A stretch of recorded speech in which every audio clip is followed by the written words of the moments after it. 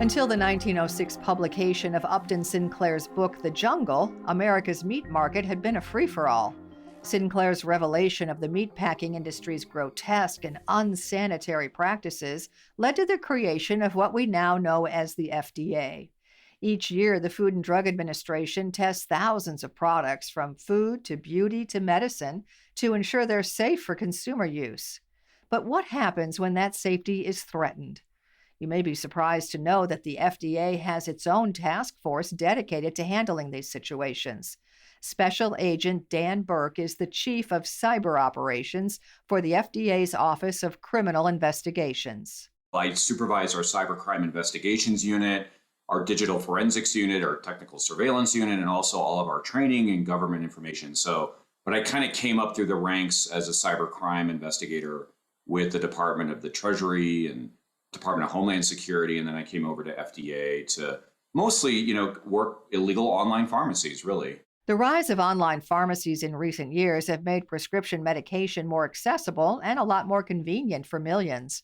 Unfortunately, it's also given more power to counterfeit operations. Counterfeit medicine, or more broadly known as a falsified medicine, that's kind of the term that's used globally, a falsified medicine, is, for example, in the United States, an FDA-approved medicine that has a trademark or, purports to be an FDA-approved version, which is not. It's not made by the manufacturer. It's not licensed by the manufacturer. The World Health Organization estimates that the counterfeit drug market is worth around $200 billion, a market upheld by illicit online pharmacies. In 2017, the National Association of Boards of Pharmacy said only 4% of online pharmacies are safe. Burke says it's nearly impossible to know how many of these are active worldwide due to the transient nature of websites. It's easy to throw up a web page one day, then take it down and have an entirely new one the next. However, he says it's safe to say the numbers of illegal online pharmacies are in the tens of thousands.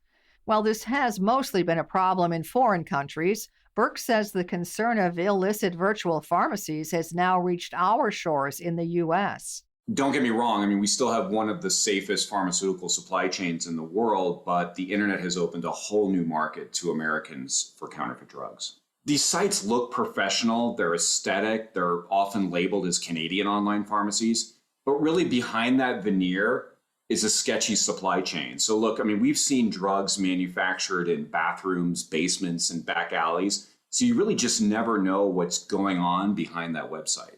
Like Burke mentioned, many illegal pharmacies pretend to be Canadian. This often fools Americans into thinking they're getting legitimate medicine. As a preventative measure, the FDA released a list of red flags to look for when buying from an online pharmacy. Untrustworthy sources won't require a doctor's prescription and won't be licensed by the State Board of Pharmacy. Another way to spot a scam is if the medication price is too good to be true. We receive these medications, we buy them too, and have them tested in the course of our investigations. They look different from what you receive at your local pharmacy. They arrive in a strange packaging. The pills are broken. Packaging's in a foreign language, no expiration date, things like that. But sometimes even the most cautious consumer can get burned. Real licensed pharmacists in the past have been caught buying counterfeit drugs in an effort to save money. Over the course of my career here at FDA, we do come across cases like that, unfortunately, that involve healthcare professionals trying to source drugs cheaply from those clandestine supply chains. It's not a common occurrence, but it certainly does happen. Burke says people within the supply chain are very aware of that possibility. People like manufacturers, clinicians, and doctors look out for suspicious activity and report when something seems off. But that's not a foolproof plan. Dr. Young Kim specializes in advancing the protection levels of medication. Kim is an associate professor in the Weldon School of Biomedical Engineering at Purdue University. He's time and time again asked the question, if we have watermarks on our passports and currency, why not on our medication? Basically, we have combined paper watermarking and digital watermarking together using all edible protein materials. So we print a physical watermark image on a medicine. And using a smartphone, we can take photo and it converts into a digital watermark. So we can have both physical and as well as digital watermarking technologies. Kim, alongside a team of researchers at Purdue, are looking to make this a reality on every single pill sold in the U.S. This means that even if the pills get separated from their packaging, consumers will still be able to accurately identify the real medication. Kim says the labeling on pill bottles are easily duplicated, so he and his team wanted to create something that puts the authentication directly onto the product. We really want to empower every patient for fighting against the counterfeit medicine.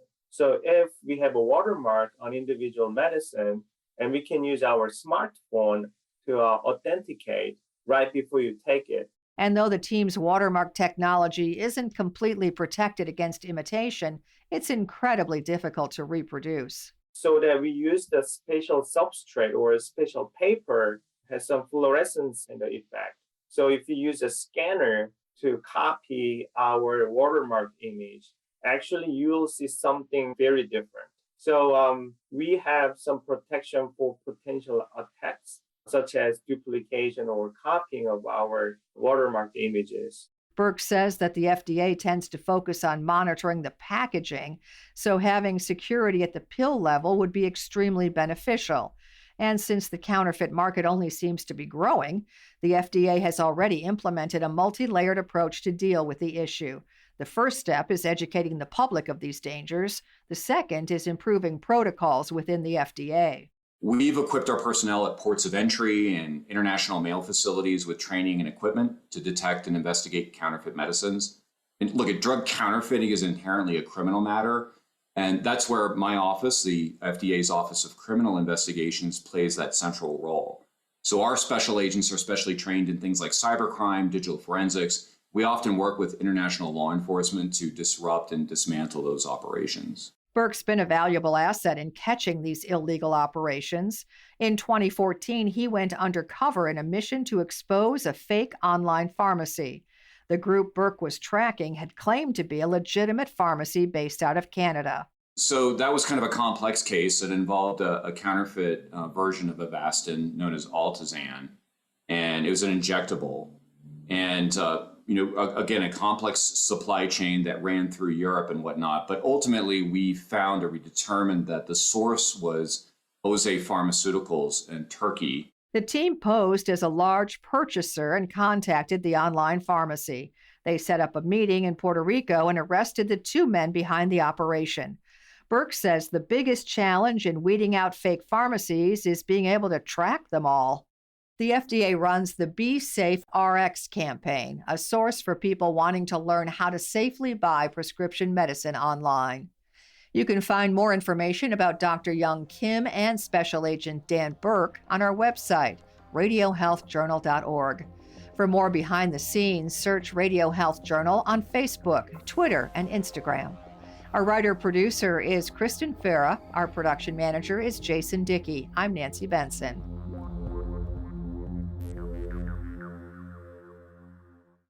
Coming up next week on Radio Health Journal.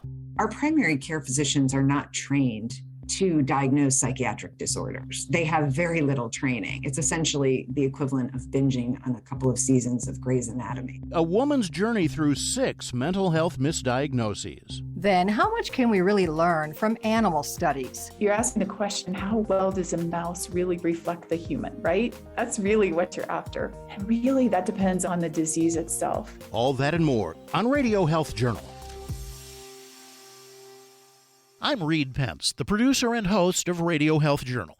If you like listening to Radio Health Journal, you'll also like our sister show, Viewpoints, which covers a wide array of topics from education to history to the environment.